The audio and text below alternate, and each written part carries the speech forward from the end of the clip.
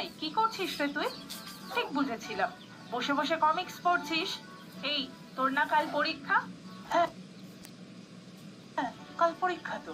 আজ তা দেখি সব পড়া আমার হয়ে গিয়েছে। বললেই হলো, সব পড়া হয়ে গিয়েছে? কাল পরীক্ষাতে পারবি সব? তবু কোন দুঃখে, আমি তো আর তোর মতো নই যে প্রতিবার পরীক্ষায় ফার্স্ট হব। স্বার্থপর তুই দিদি। এই রিজ, কি বলছিস রে তুই? আমি স্বার্থপর? হ্যাঁ তো, এখন তো তুই কলেজে পড়িস। বলতো, কোন বছর তুই পরীক্ষায় ফার্স্ট হসনি? কি স্বার্থপর কেন বললি সেটা বল। বলবো না? নিজেই স্বার্থপরের মতো প্রতি পরীক্ষায় ফার্স্ট হয়েছিস, ক্লাসের অন্যদের একবারও ফার্স্ট হওয়ার সুযোগ দিস। সেই তো স্বার্থপরতাই হলো। তোর মাথাটা একেবারে খারাপ হয়ে গেছে।